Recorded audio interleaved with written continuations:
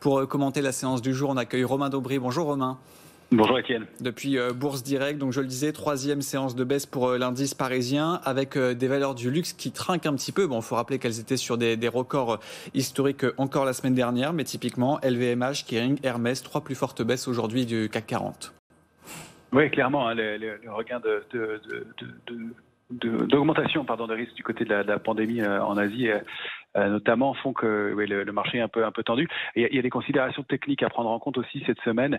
Il y a le fait que c'est effectivement un secteur qui était le secteur fort ces derniers temps, qui consolide un peu, alors de façon un peu plus brutale sur fond de tension comme on le disait, mais il y a aussi des considérations techniques liées à la baisse du marché. On a rompu vendredi et surtout lundi matin en gap la dynamique haussière, la ligne de tendance haussière au sein de laquelle évoluait l'indice parisien depuis début août et même un petit peu avant fin juillet.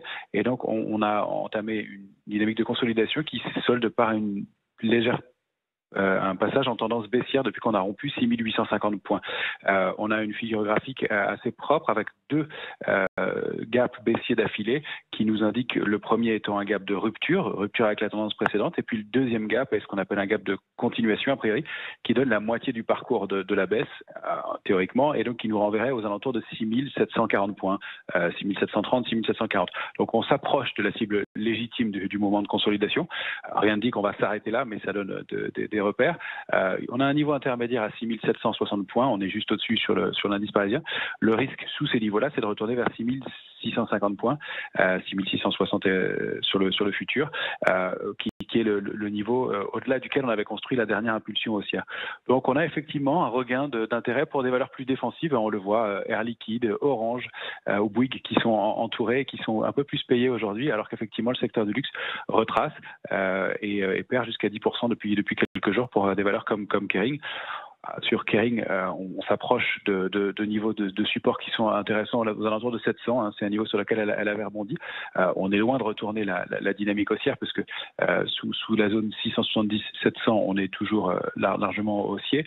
Les niveaux de retournement sur la valeur, ce serait sous 600. Donc vous voyez, on a encore largement de la marge compte tenu du parcours qu'elle a fait. Pour l'instant, c'est un moment de consolidation, surtout sur considération technique, comme je vous le disais, puisque on est à une semaine d'échéance des marchés dérivés. Vendredi aura lieu l'échéance des marchés dérivés. C'est une petite échéance le mois d'août, mais ça compte quand même. Et on voit que depuis le début de la semaine, il y a eu un peu plus de contrats futurs ouverts dans la baisse. C'est un signe de pression baissière habituellement. Dans ce cas de figure, c'est aussi un signe technique que des arbitragistes sur options équilibrent leur position avec des futurs et entraînent et accentuent ce mouvement. Donc on peut aller accélérer un peu à la baisse. Attention aussi au retour de bâton dans ces mouvements-là, avec des mouvements techniques liés à des niveaux. Donc au-delà de 6801 points, on pourrait réaccélérer un petit peu. Et puis au-delà de 6850, il pourrait y avoir un rachat de short un peu plus brutal. Pour l'instant, c'est pas le chemin. On a plutôt tendance à s'orienter donc vers des niveaux de support et cette cible 6740 points. Ce qu'on constate, c'est qu'on était un petit peu complaisant. Il n'y avait pas beaucoup de protection dans les portefeuilles, que c'est un peu en train de se reconstruire compte tenu de cette accélération baissière, mais les investisseurs se laissent un peu porter et sont un petit peu prudents puisqu'on attend effectivement le grand symposium de Jackson Hole les 26 et 28 août prochains, et c'est ça qui focalise l'attention des opérateurs, et donc un peu de prudence en amont de ce rendez-vous-là. Oui, sachant qu'on a toujours assez peu de volume, hein, moins d'1 milliard d'échangés actuellement dans l'indice parisien. Depuis pas moins de 10 jours, on voit des volumes inférieurs sous 3 milliards. En quelques secondes, Romain, c'est aussi un élément à prendre en compte dans ces séances. Oui, bien sûr.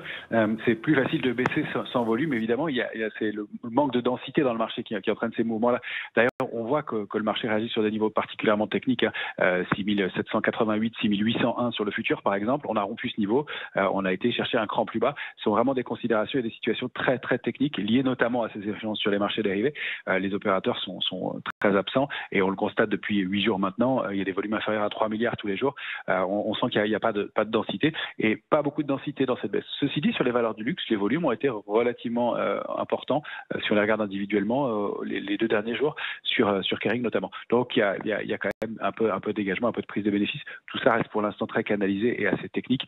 On est un peu dans une situation d'attente alors qu'on approchait de top historiques ou de plus haut pluriannuel sur les différents indices mondiaux.